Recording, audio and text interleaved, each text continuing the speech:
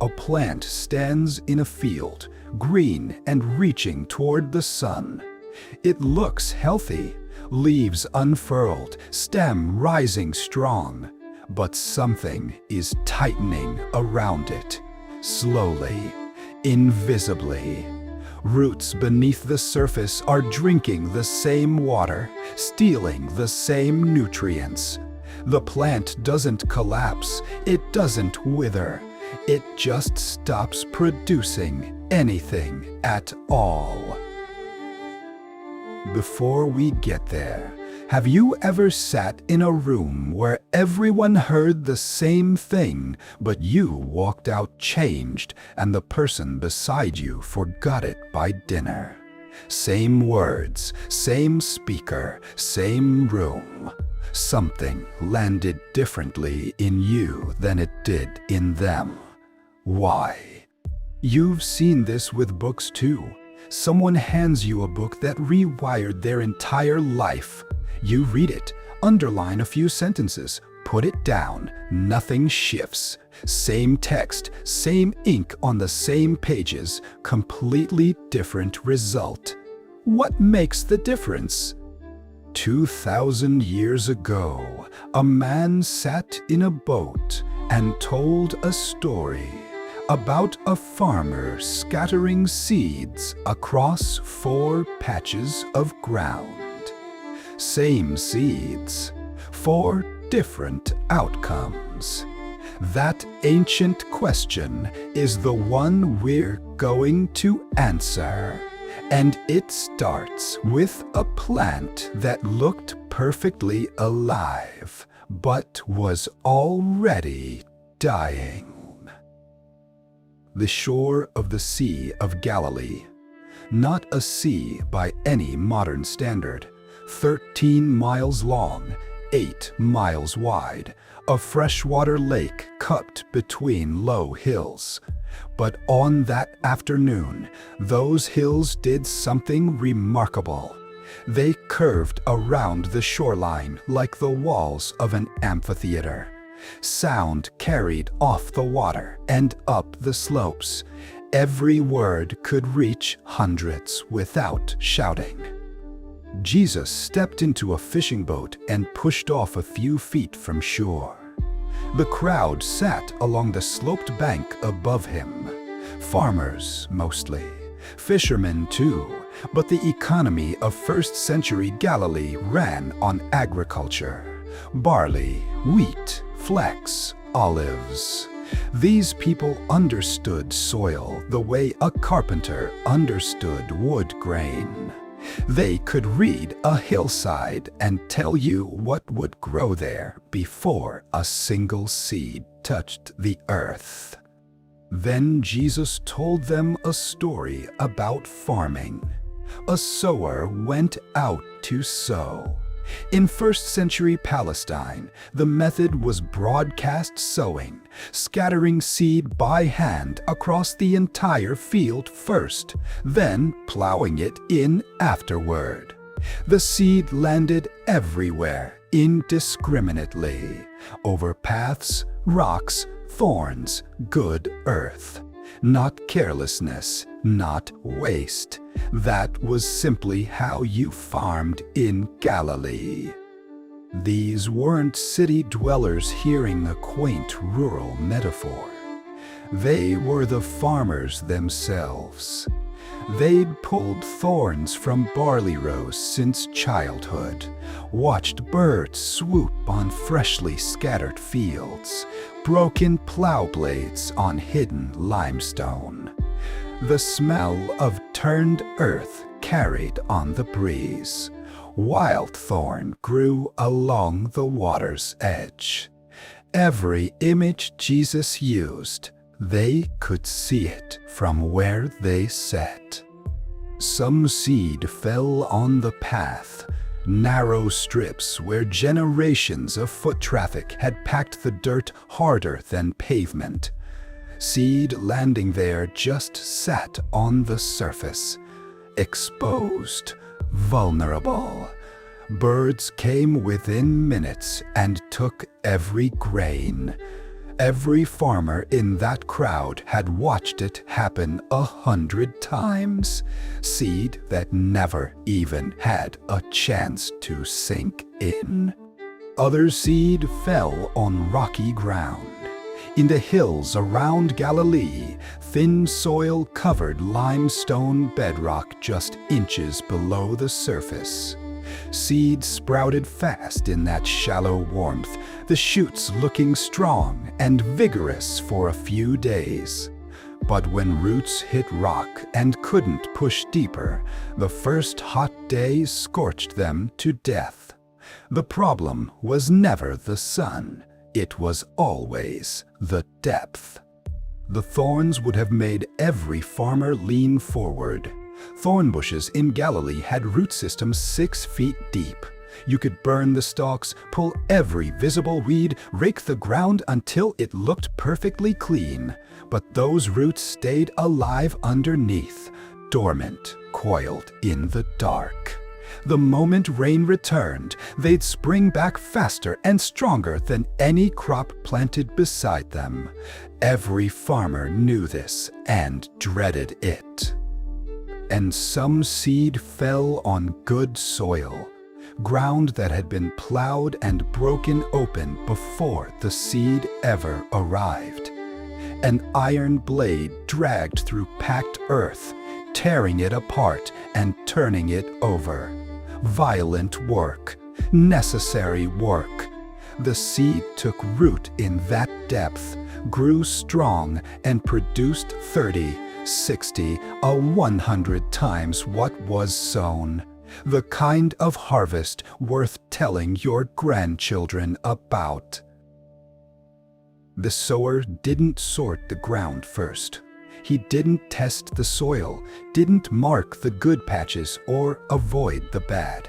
He threw seed everywhere, on the path, on the rocks, into the thorns, into the good earth.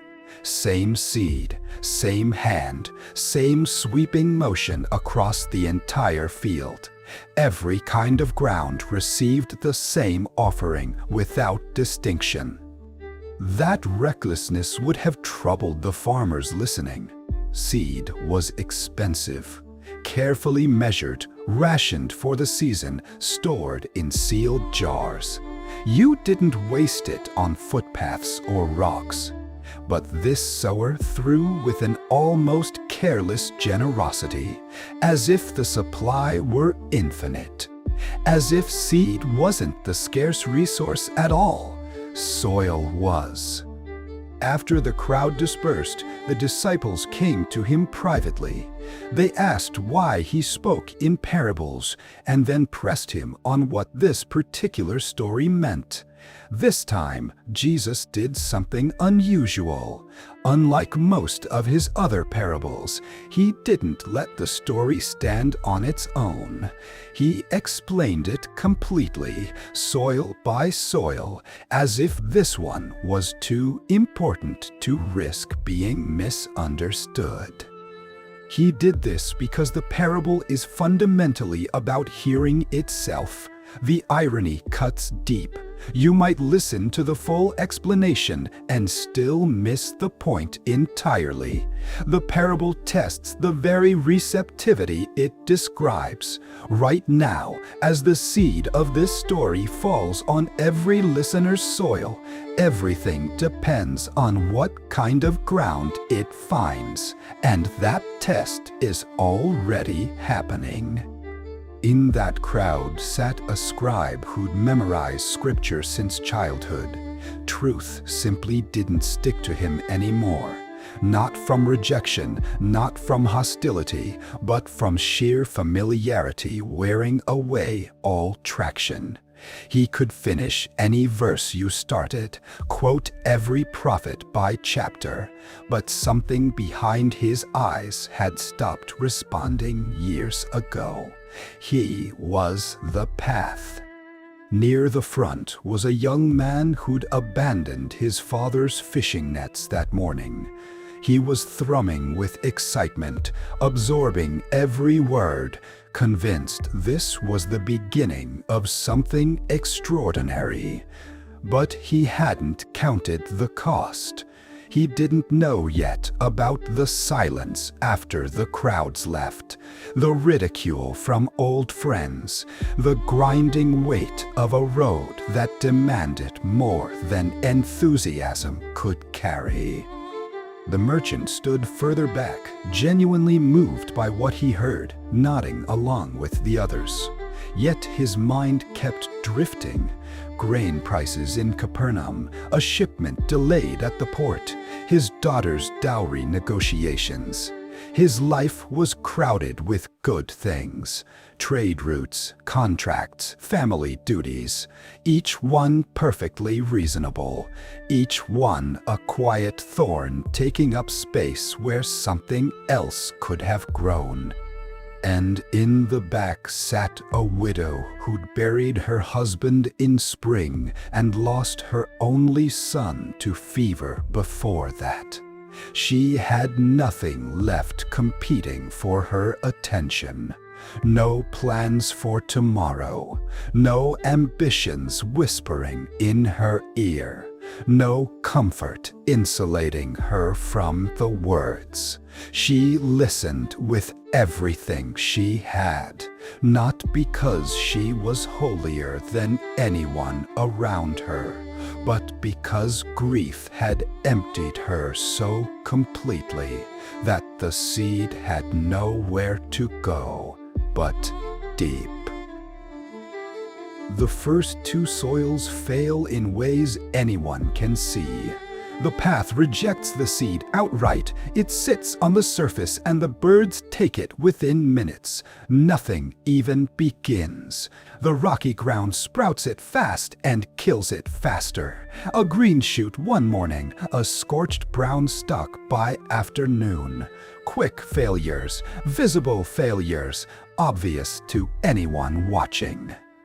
But the third soil, the thorny ground, that's where the story turns.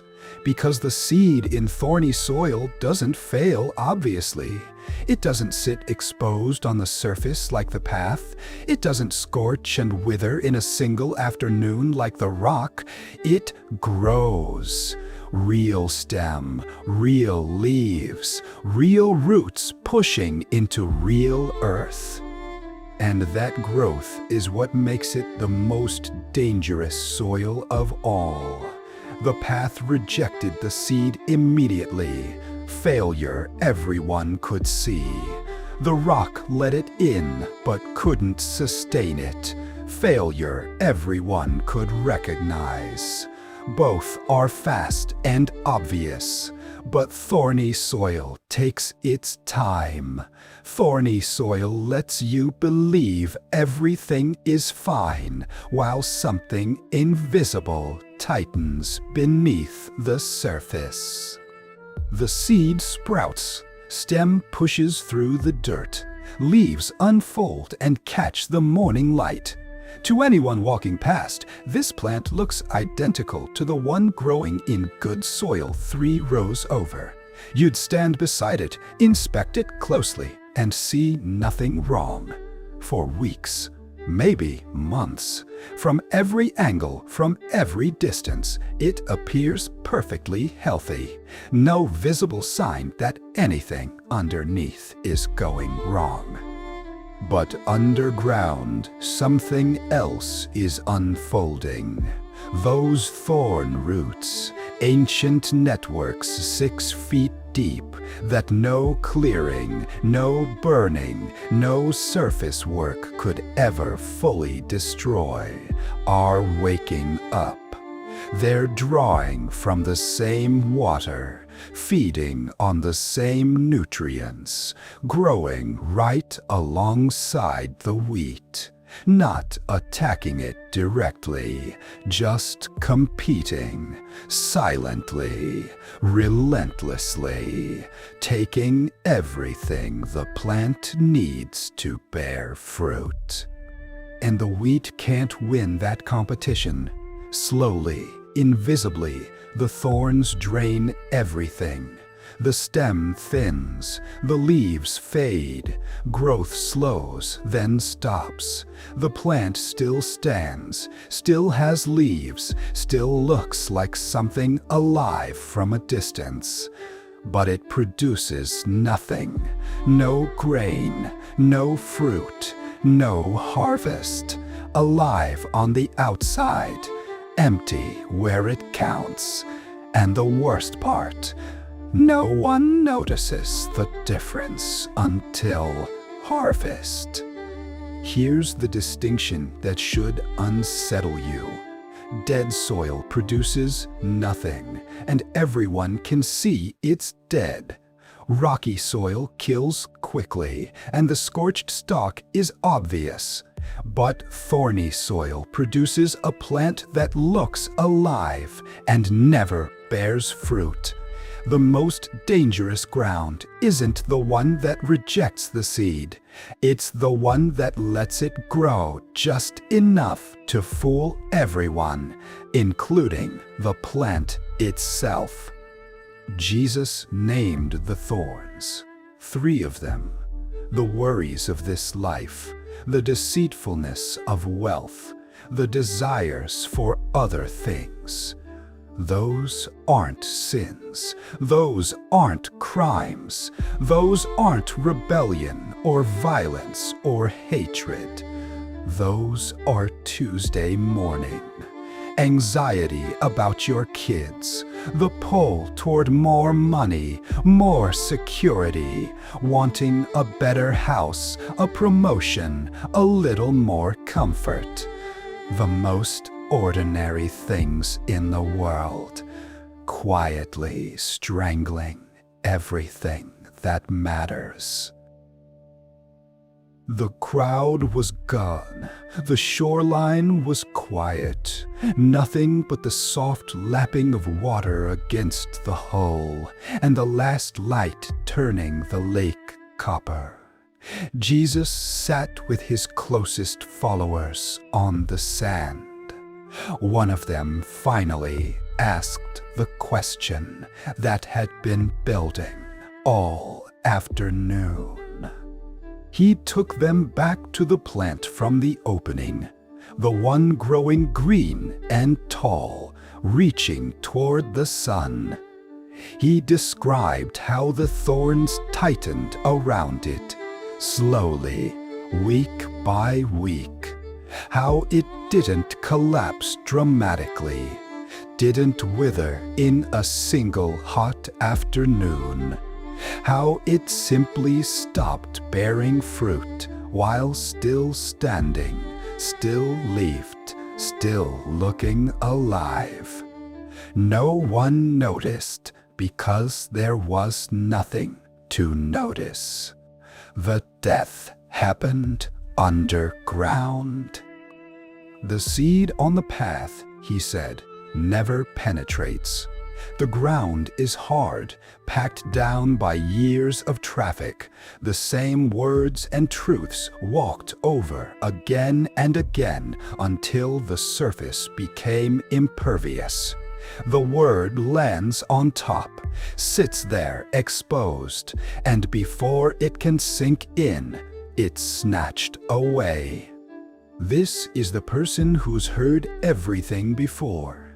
The pastor's kid who can finish your scripture verses. The longtime believer who hasn't been genuinely moved by a service in years. The student fluent in the original languages who hasn't prayed in months. The hardness didn't come from hostility. It came from overexposure. Familiarity didn't breed contempt. It bred something worse: immunity. The rocky ground receives the word with genuine, immediate joy. Real tears, real excitement, real commitment in that moment. This person lights up, signs up for everything, tells friends their life just changed. But there's no depth underneath that initial surge, just a thin layer of emotion over bedrock. When hardship comes, and Jesus said when, not if, The plant scorches. The problem was never the heat. It was always the shallow roots beneath the surface. You know this person. Maybe you are this person. The one who starts strong every January with new habits and resolutions. Who gets deeply moved at a conference, fills a journal with underlined passages and genuine tears, buys the book at the back table, and drifts back to the exact same life by Wednesday.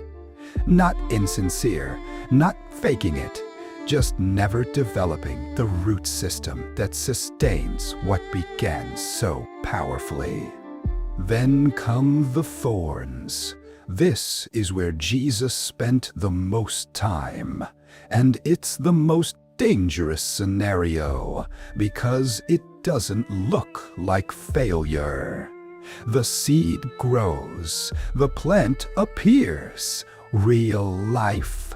Not the false start of rocky soil, not the total rejection of the path. This one genuinely takes root. But the thorns don't stop growth, they stop fruit. The plant survives, it just never produces anything. Jesus identified 3 specific thorns. First, the worries of this life. Not dramatic crises or catastrophic events, but that constant, low-grade anxiety humming underneath everything. Will we have enough? Are the kids going to be okay? What if I lose my position? What if the market turns? It's not dramatic, it's relentless, and it drains every bit of nourishment the seed needs to actually bear fruit. Second, the deceitfulness of wealth. Not money itself, but the lie it tells. That one more dollar, one more raise, one more promotion will finally bring the security you've been chasing. You reach the number and it shifts. It always shifts. The goal line moves further ahead the moment you cross it. It's called deceitful because it never delivers what it promises. And while you're chasing it, the thorns tighten around everything that matters. Third, the desires for other things. A phrase Mark includes that Matthew and Luke leave out. Not evil desires, not forbidden ones, just other things. Career advancement, entertainment, home renovation projects, social media scrolling, vacation planning, the endless stream of reasonable, acceptable options that fill modern life. None of them wrong on their own, all of them competing for the same limited space in the soil, each one a small thorn. The good soil was different in one crucial way. It had been prepared. Before the seed ever arrived, someone drove an iron blade through the packed earth, tearing it open, turning it over, breaking apart what had been compacted and sealed for years. In farming, plowing is violent, necessary. The blade doesn't ask permission. It tears the ground open and leaves it exposed, vulnerable, raw, and ready. That exposure is exactly what allows the seed to go deep. What does the plowing in a life? Loss, illness, failure, the death of someone you loved, the end of something you built with your own hands, the moment you couldn't get up off the floor and realized you'd been pretending everything was fine. Suffering doesn't guarantee good soil, but it cracks the ground open, and cracked open ground receives seed in ways that comfortable, untouched ground never will. The widow in that crowd wasn't holier than the merchant. She was emptier. And emptiness turned out to be what allows depth. Her grief had plowed the soil of her life, and when the seed landed, it found room to grow where nothing else competed for space.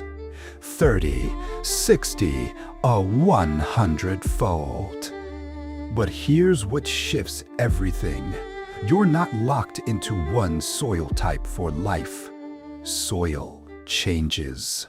The open, hungry ground of your 20s, desperate, responsive, eager, can harden into thorny soil by your 40s, when career and family and mortgage payments and comfort fill every available space. And the hardened path of your teenage years, cynical, bored, impenetrable, can crack open through a single season of suffering and become the richest ground you've ever known. The real question isn't which soil you are, it's which soil you're becoming right now, today. Something is forming your ground, hardening it or breaking it open, planting thorns or pulling them out.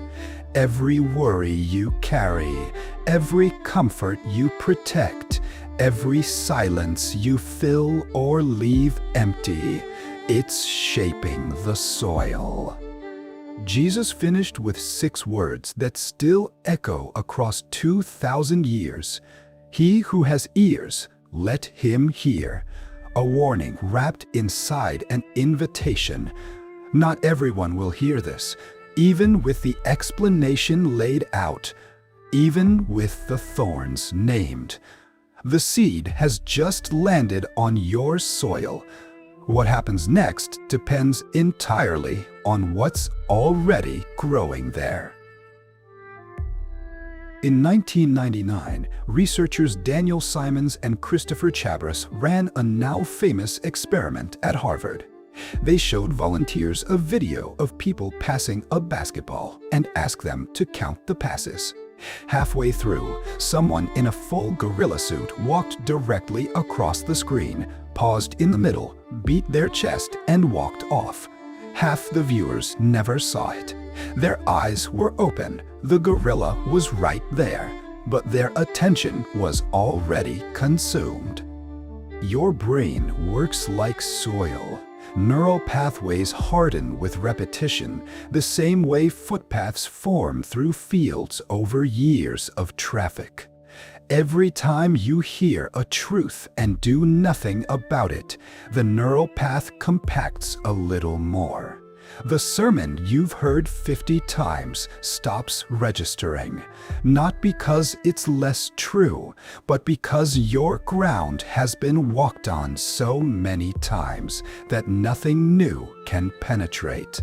The information becomes invisible, background furniture in a room you stopped seeing.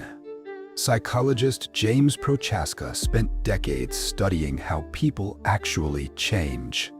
His trans-theoretical model showed that hearing good information isn't enough. What matters is whether someone has reached the stage of readiness to receive it. 2 people in the same room hearing the identical message can walk away with completely different outcomes. One is in pre-contemplation, hard, packed soil. The other is in preparation, ground already broken open. Same seed, radically different soil. You know this person. Maybe you are this person. The one who reads every book about transformation, listens to every podcast about personal growth, highlights passages and scribbles notes in margins, and feels genuinely moved. And then changes nothing. Not because the advice was wrong, not because the book wasn't good, because the soil wasn't ready. The information landed on packed ground, and by the next morning, it was gone. Modern life has become a minefield of thorns, and they don't look like thorns. They look like progress. The average person checks their phone 96 times a day. We process roughly 34 gigabytes of information daily. We're not starving for input, we're drowning in it. The seed of truth doesn't die in this environment. It just gets choked out by everything else competing for the same space. The thorns today aren't dramatic vices or obvious sins. They're the mundane, perfectly legitimate demands of contemporary life. Career pressure, mortgage anxiety, school schedules, performance reviews, investment portfolios, social media comparison, renovation projects, the next vacation to plan. Each one reasonable on its own. Each one a small claim on your attention and energy. Together, they fill every available inch of soil until there's no room left for anything else to grow. When was the last time you sat in complete silence for more than 5 minutes? No phone, no podcast, no background music, no mental to-do list. Just quiet, long enough for something to actually take root in you. If you can't remember the last time, that tells you something important about what's growing in your soil right now, and what isn't. Here's something worth sitting with. What are you actually feeding every day? You say your faith matters, your family matters, your inner life matters. But look at where your hours go. Look at what gets your attention. Whatever captures your first thought in the morning and your last scroll at night, that's what's actually growing in your soil. Not what you intended to plant. What's actually there. And if it's not the seed, it's a thorn. But there's real hope here. Soil can change. Neuroplasticity research confirms the brain rewires at any age.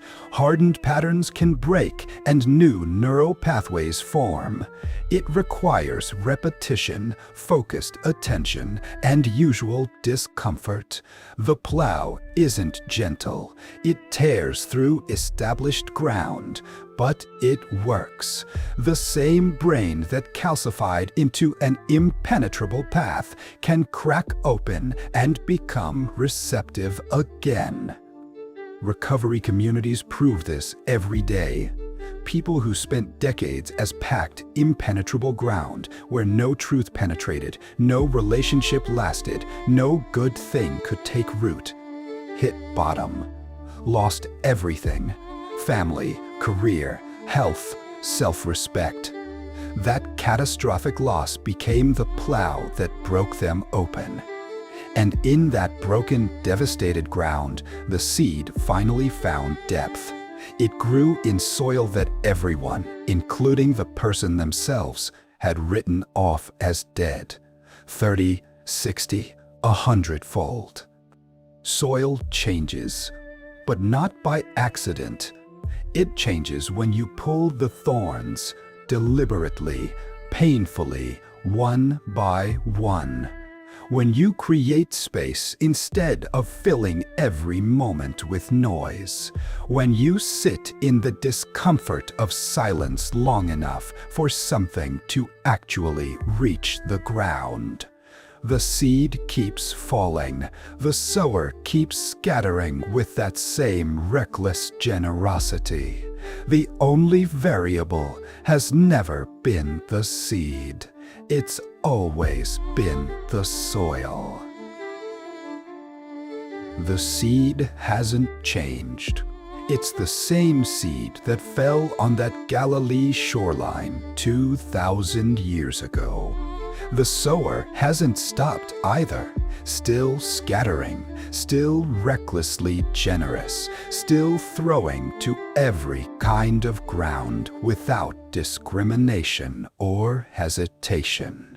The only variable is the soil where it lands, and that soil is you. Not who you were last year, not who you hope to become next month. You, right now, this moment, listening to these words. The seed just landed. What kind of ground did it find? And what are you going to do about it today?